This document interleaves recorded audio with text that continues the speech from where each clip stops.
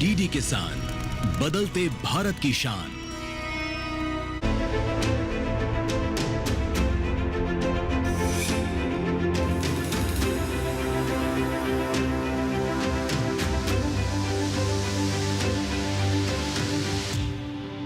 नमस्कार, आप देख रहे हैं दूरदर्शन किसान। मौसम खबर में आप सभी का स्वागत है। मैं हूं आपके साथ ज्योत्सना।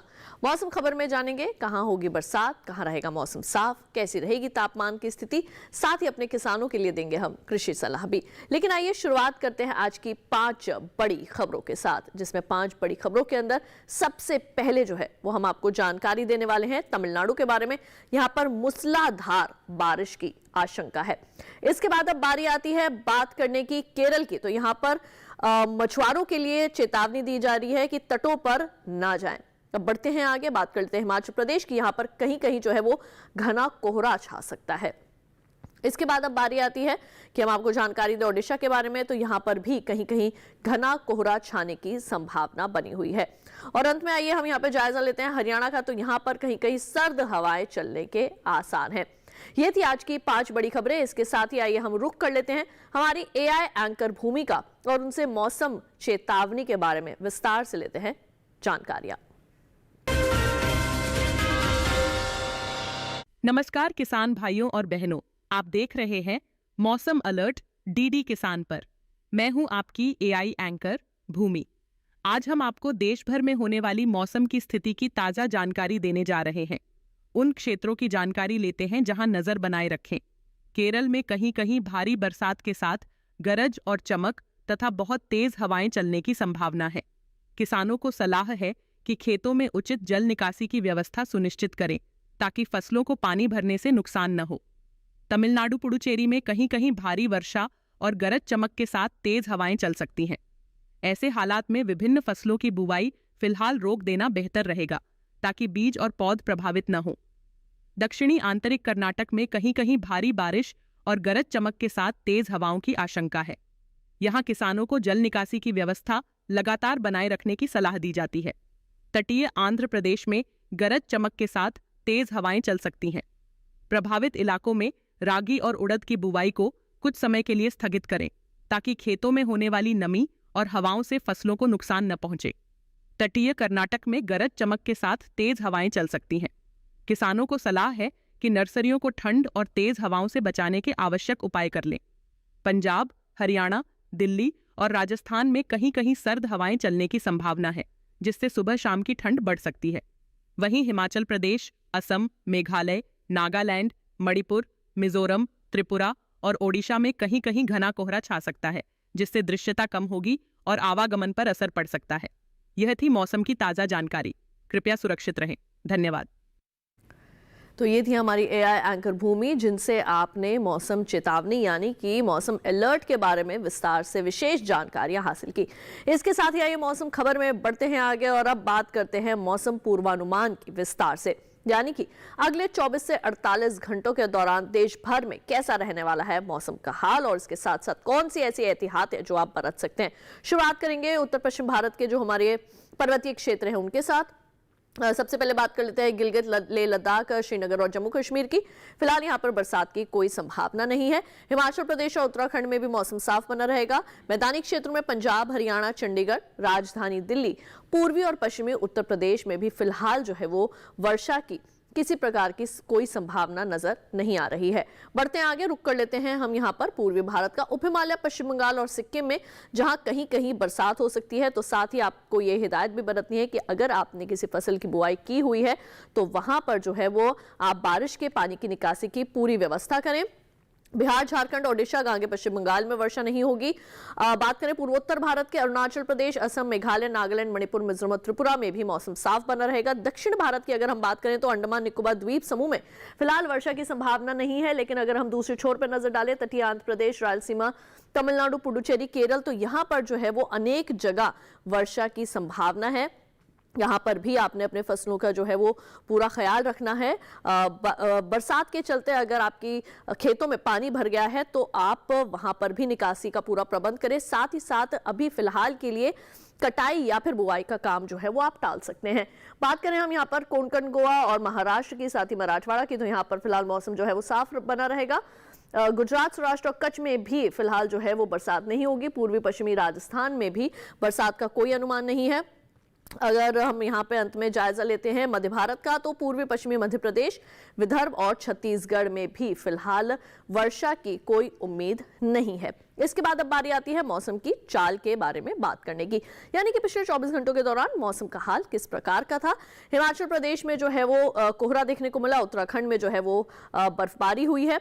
पिछले 24 घंटों के दौरान पंजाब, हरियाणा, चंडीगढ़, राजधानी दिल्ली में जो है वो सर्द हवाएं चली। पिछले 24 घंटों के दौरान का मौसम किस प्रकार का रहा उसकी जानकारी हम आपको दे रहे हैं। ओडिशा की बात करें तो पिछले 24 घंटों के दौरान यहां पर वर्षा भी हुई और इसके साथ साथ कोहरे की स्थिति भी यहां देखने को मिली। अब बारी आती है मेघालय की, पूर्वोत्तर भारत की, तो यहां पर भी कोहरे जैसी स्थिति पिछले 24 घंटों के दौरान देखने को मिली थी। बात करें हम यहां पर दक्षिण भारत की, तो तटीय आंध्र प्रदेश में वर्षा हुई पिछले 24 घंटों के दौरान। रायलसीमा में भी बादल बरसे, तमिलनाडु के अंदर भी बरसात हुई और दक्षिणी कर्नाटक के जो हमारे भीतरी हिस्से हैं यहां पर भी पिछले 24 घंटों के दौरान वर्षा देखने को मिली थी। यह हम आपको जानकारी दे रहे हैं मौसम की चाल के बारे में। इसके साथ ही फिलहाल मौसम खबर में वक्त हो चला है एक छोटे से ब्रेक का। जल्द लौटेंगे वापस, कहीं मत जाइए, देखते रहिए दूरदर्शन किसान।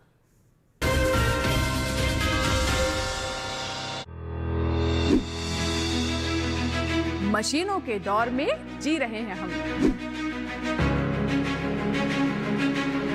काम को बेहतर और आसान बना रही हैं मशीनें। खेती को दे रही है नई ऊंचाइयां, किसान के लिए है वरदान।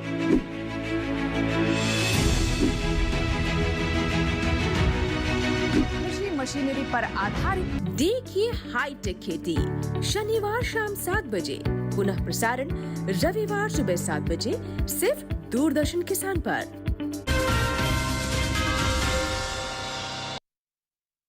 के बाद एक बार फिर आप सभी का स्वागत है दूरदर्शन किसान के मौसम खबर में।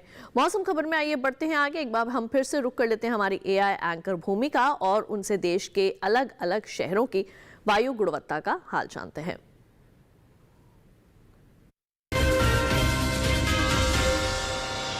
नजर डालते हैं देश के बड़े शहरों की वायु गुणवत्ता पर। सबसे पहले बात करते हैं दिल्ली की, जहां वायु गुणवत्ता अधिक खराब रही। यहां गुणवत्ता सूचकांक 349 दर्ज किया गया। पुणे की वायु गुणवत्ता औसत की श्रेणी में रही। यहां का वायु गुणवत्ता सूचकांक 180 दर्ज हुआ। मुंबई की बात करें तो यहां की वायु गुणवत्ता औसत की श्रेणी में रही। मुंबई में वायु गुणवत्ता सूचकांक 128 रहा। कोलकाता में वायु गुणवत्ता सूचकांक 199 दर्ज किया गया, जो कि औसत की श्रेणी में है। बेंगलुरु में वायु गुणवत्ता सूचकांक 63 दर्ज किया गया, जो संतोषजनक की श्रेणी में आता है। पटना में वायु गुणवत्ता सूचकांक 151 रहा, जो कि औसत की श्रेणी में है। उधर हैदराबाद में वायु गुणवत्ता सूचकांक 108 रहा, जो कि औसत की श्रेणी में ही आता है। अहमदाबाद में भी वायु की गुणवत्ता औसत रही। यहां वायु गुणवत्ता सूचकांक 141 दर्ज किया गया। कृपया अपनी सेहत का ध्यान रखें। हम फिर मिलेंगे, तब तक के लिए नमस्कार। तो ये थी हमारी एआई एंकर भूमि, जिनसे हमने देश के प्रमुख शहरों की वायु गुणवत्ता का हाल जाना। इसके साथ ही आइए बढ़ते हैं आगे और अब बात करते हैं हम पर्यटन पूर्वानुमान की, यानी कि देश के कौन कौन से पर्यटन स्थलों पर आप जा सकते हैं, वहां पर अगले 4 दिन का मौसम का हाल किस प्रकार का रहने वाला है और साथ ही साथ अधिकतम और न्यूनतम तापमान की स्थिति कैसी रहेगी। शुरू करते हैं जम्मू कश्मीर के कटरा से। गुरुवार से लेकर रविवार तक यहां पर जो है वो बादल छाए रह सकते हैं, कभी धूप निकलेगी तो कभी बादल छाए जाएंगे। अधिकतम तापमान पर अगर नजर डालें तो 21 डिग्री सेल्सियस होगा अधिकतम तापमान गुरुवार से लेकर शनिवार तक। रविवार को 1 डिग्री की आएगी गिरावट, हो जाएगा 20। न्यूनतम तापमान आप देख सकते हैं चारों ही दिन एक जैसे बने हुए हैं, यानी कि 11 डिग्री सेल्सियस यहाँ पर न्यूनतम तापमान दर्ज किया जा सकता है।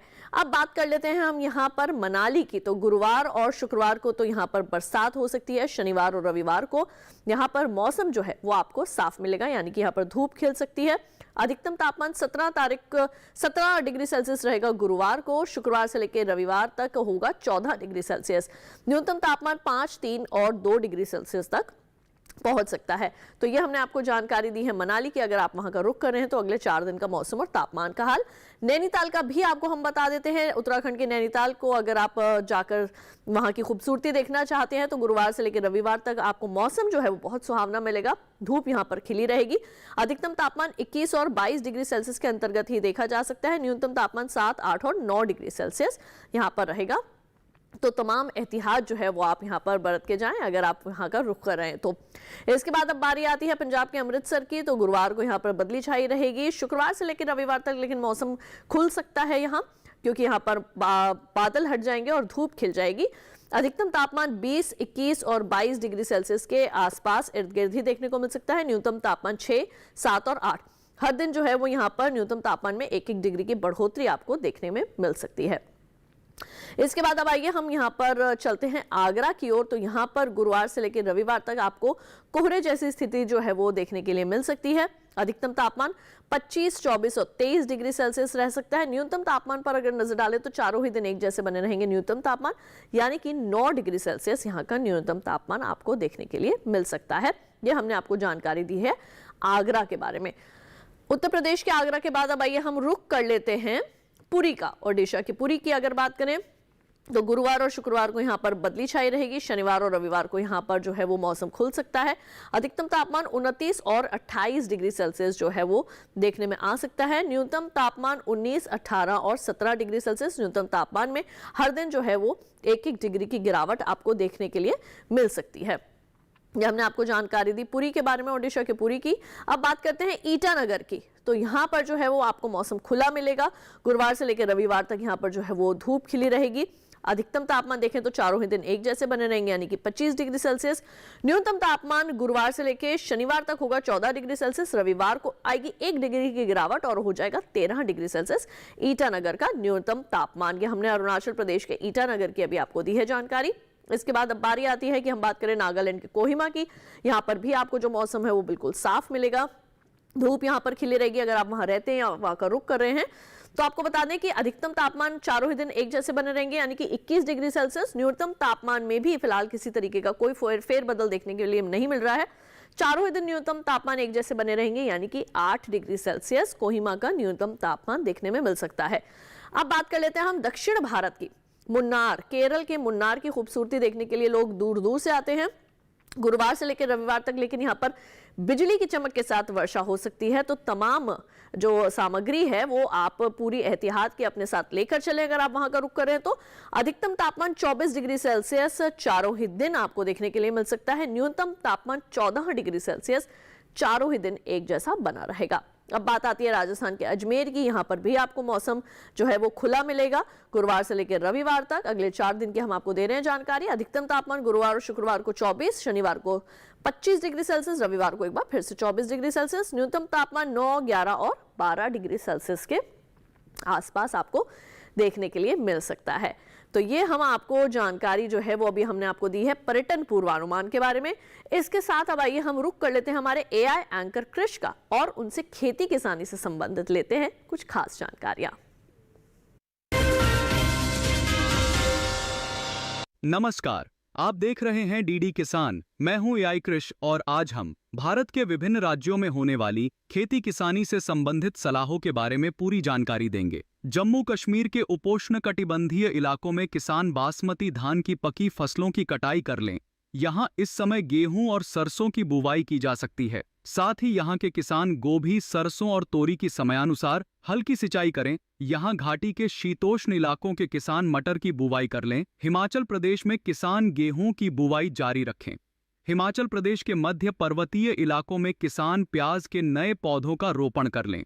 हिमाचल में ही उप पर्वतीय इलाकों के किसान प्याज और लहसुन की नर्सरी लगा लें। यहां इस मौसम में शलगम, मूली, फूल गोभी और ब्रोकली की बुवाई की जा सकती है। उत्तराखंड के भाबर और तराई वाले इलाकों में किसान अरहर की पकी फसलों की कटाई कर लें। उत्तराखंड में ही किसान मूली की बुवाई जारी रखें। यहाँ के किसान मौसम को देखते हुए गेहूं और गन्ने की आवश्यकता अनुसार हल्की सिंचाई करें।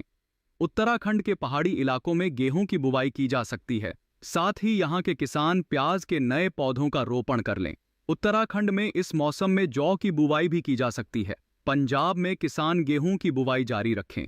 पंजाब के पश्चिमी इलाकों के किसान टमाटर के नए पौधों का रोपण कर लें। पंजाब के पश्चिमी मैदानी इलाकों में किसान गन्ने की पकी फसलों की कटाई कर लें। यहाँ इस समय गोभी और सरसों की बुवाई की जा सकती है। साथ ही इस मौसम में यहाँ के किसान प्याज की नर्सरी लगा लें। यहाँ इस समय मूली, गाजर, सरसों, धनिया, मेथी और पालक की बुवाई की जा सकती है। इसी तरह कृषि और किसानों से जुड़ी हर महत्वपूर्ण जानकारी के लिए हमारे साथ जुड़े रहिए और देखते रहिए डीडी किसान। धन्यवाद। तो ये थे हमारे एआई एंकर कृष, जिनसे आपने देश के अलग अलग हिस्सों में खेती में कौन कौन से समसामयिक कार्य करने हैं उनके बारे में विशेष जानकारियां हासिल की। और अब वक्त हो चला है बात करने का आज की फसल के बारे में। किसान भाइयों बहनों, अगर आप कृषि विशेषज्ञों की सलाह के मुताबिक फसल की बुआई, रोपाई और कटाई करते हैं तो निश्चित तौर पर आप अच्छा उत्पादन तो हासिल कर सकते हैं, साथ ही अपनी आय में भी इजाफा कर सकते हैं। इस वक्त जो है वो आप पत्ता गोभी की बुआई कर सकते हैं। तो किस तरीके से आपने करनी है उसकी बुआई, कौन कौन सी ऐसी मुख्य बातें हैं जिनको आपने ध्यान में रखना है बुआई के दौरान, जानते हैं कृषि वैज्ञानिकों की सलाह पर आधारित इस खास रिपोर्ट में। ये समय पत्ता गोभी की बुआई के लिए काफी बेहतर है। पत्ता गोभी की बुआई सितंबर से नवंबर तक की जा सकती है। किसान पूसा मुक्ता किस्म लगा सकते हैं। इस किस्म की बुआई पूरे भारत में किसी भी इलाके में की जा सकती है।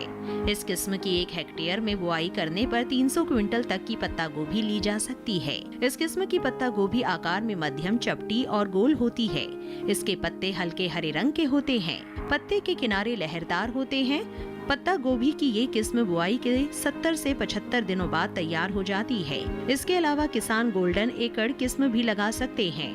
बुआई के 60 से 75 दिनों में तैयार हो जाती है। 1 हेक्टेयर में लगाने पर 200 से 240 क्विंटल तक उपज ली जा सकती है। ये छोटे आकार की लेकिन ठोस होती है।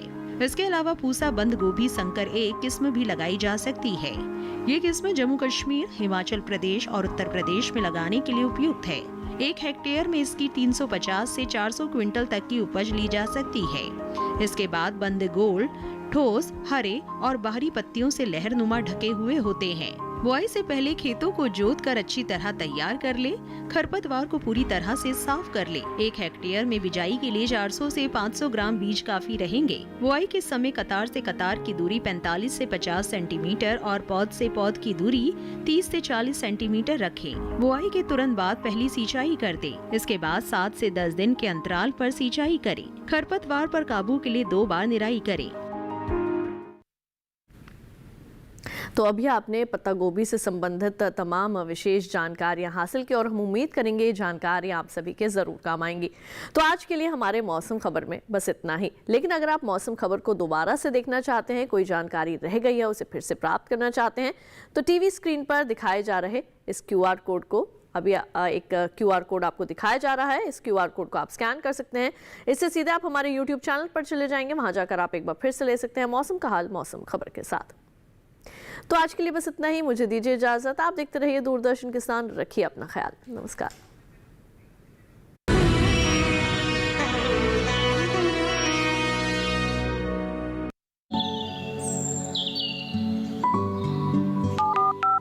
हेलो, कार्यक्रम के पहले कॉलर जुड़ गए हैं। इस बीच हमारे पास कुछ ईमेल्स भी आए हैं। सवाल पूछिए अपना।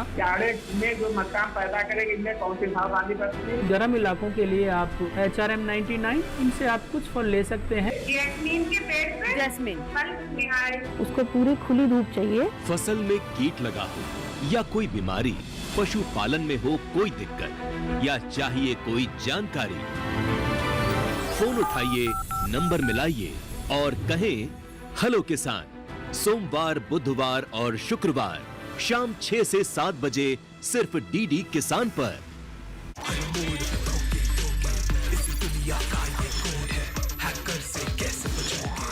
क्या ये भी पॉसिबिलिटी है कि इस ऐप के थ्रू वो मुझे सुनते हो? और मैंने प्रीलिमिनरी इन्वेस्टिगेशन करी है तो I found out that A loan RBI approve नहीं है। पर कमाल की बात तो सर ये है कि ये ऐप प्ले स्टोर पर है। ये ऐप इंस्टॉल होते ही आपकी कॉन्टेक्ट लिस्ट, गैलरी, मैसेजेस तक का एक्सेस ले लेती है और फिर उन्हीं टूल से आपके खिलाफ मॉर्फिंग और हैरेसमेंट शुरू होता है। एग्जैक्टली सर, हमें यहाँ रेड मारनी चाहिए।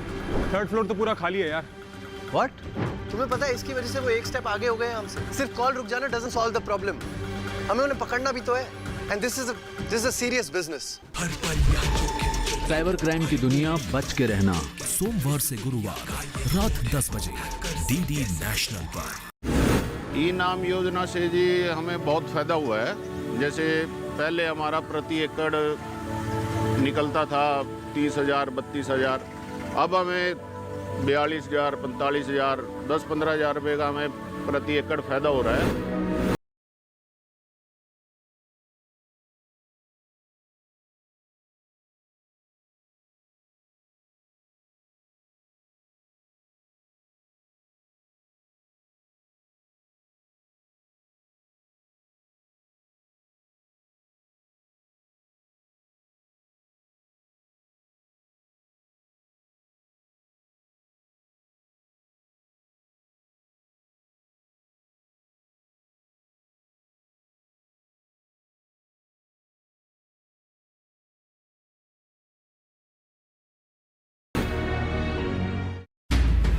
क्या आपको आपकी फसल का सही दाम मिलेगा? NCDX उस प्लेटफॉर्म के ऊपर पे तत्परता के साथ में अपना काम करता है। तो एक्सचेंज पे होने से ये होता है कि इकोसिस्टम भी अच्छा हो जाता है, क्वालिटी हमारा इम्प्रूवमेंट शुरू हो जाता है। आपके पास में जो फार्मर्स का जो संगठन है, कितने फार्मर्स के जुड़े हुए हैं आपके साथ में? माल को लेके आते हैं हमारे पास, हम इकट्ठा गाड़ी में लोड करके NCDX के गोडाउन तक ले जाते हैं। देखिए अपना कमोडिटी एक्सपर्ट हमारे खास मेहमानों के साथ इस शुक्रवार रात 9 बजे सिर्फ दूरदर्शन किसान पर। अच्छा देव सुनो, पापा ने तुमसे मेरे बारे में कुछ बात की? धर्मदास अगर अपने जवान बेटे की अर्थी को कंधा देना नहीं चाहता तो रोक ले उसे। शेरो शायरी के अलावा क्या करते हो तुम? माँ, जैसे मैं देख नहीं सकती वैसे देव बोल नहीं सकते। देवांचल की प्रेम कथा सोमवार से शुक्रवार रात 9 बजे, पुनः प्रसारण सुबह 11:30 बजे डीडी नेशनल पर।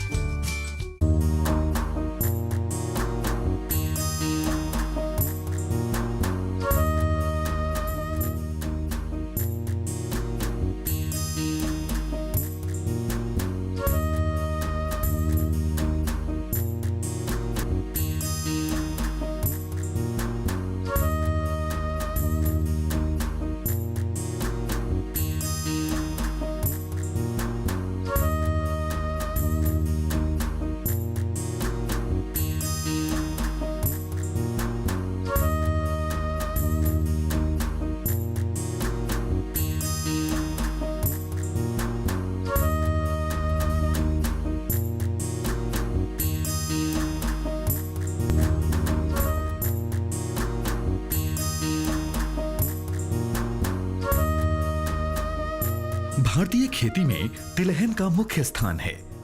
देश में तिलहनों में सुधार करने के लिए भारतीय कृषि अनुसंधान परिषद यानी ICAR ने अप्रैल 1967 में अखिल भारतीय तिलहन समन्वित अनुसंधान परियोजना की स्थापना की थी। 5वीं पंचवर्षीय योजना में तिलहनों, विशेष रूप से राई सरसों पर अनुसंधान कार्यक्रम को और भी सुदृढ़ बनाया गया।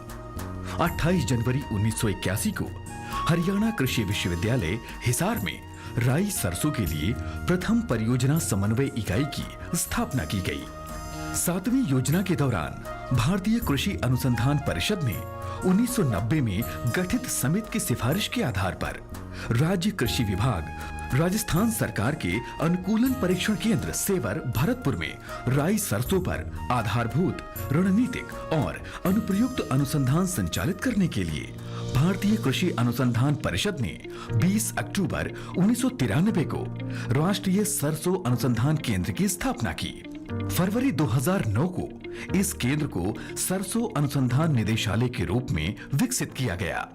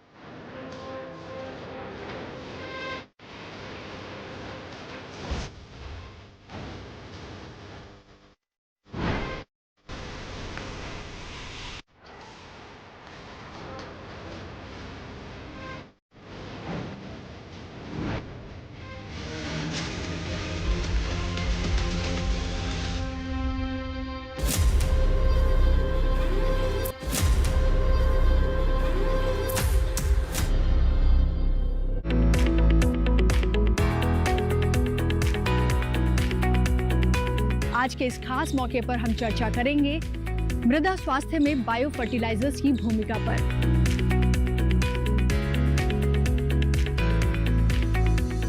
मिट्टी उस एक सजीव अवयव है और उसको स्वस्थ रखना बहुत महत्वपूर्ण है। जो कॉम्प्लेक्स फार्म में बहुत सारे न्यूट्रिएंट हमारे मिट्टी में रहते हैं, इनकी उपलब्धता बढ़ाने में भी जो जैव उर्वरक हैं काफी लाभकारी होते हैं। जीवो जीवस्य जीवनम। रासायनिक खादों के प्रयोग से हमारी मिट्टी इतनी बेकार होगी, उसका पीएच मान भी डिसबैलेंस हो गया। जड़ों के अवशेष हो, उनसे बहुत ज्यादा उर्वरा शक्ति बढ़े या नाइट्रोजन फिक्सेशन हो।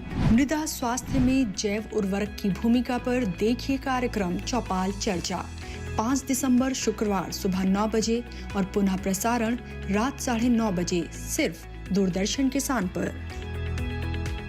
हमें ना मैडम जी के घर जाना है। वेद बाबा का रोका है ना, काम के लिए बुलाया है। हिंदू ऐसी, माई ऐसी। मैं आपसे एक नौकरानी होकर मेरे बेटे के बिस्तर पर पड़ी है। अभी के अभी झुको, हैंडल पे गिरे चाय के दाग को साफ करो। नहीं झुकूंगी। मुझसे जबान लड़ाती है। हिमाचल से ओलंपिक तक का सफर सोमवार से शुक्रवार शाम 7:30 बजे, पुनः प्रसारण सुबह 9:30 बजे DD नेशनल पर। लक्ष्मण, ऐसा लग रहा है हनुमान किसी संकट में। जय श्री राम, जय श्री राम।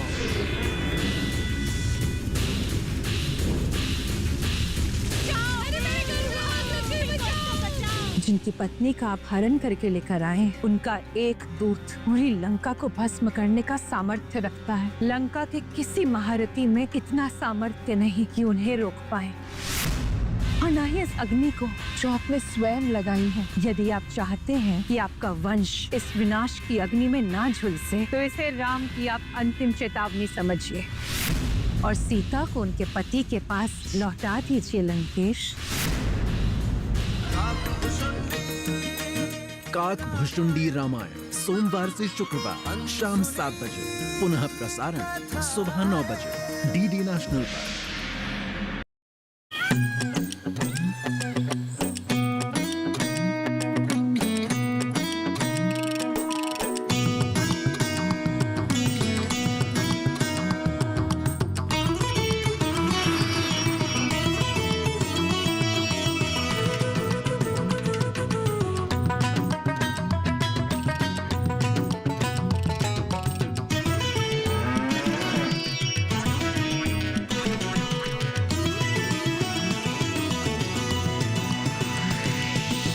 डीडी किसान, बदलते भारत की शान।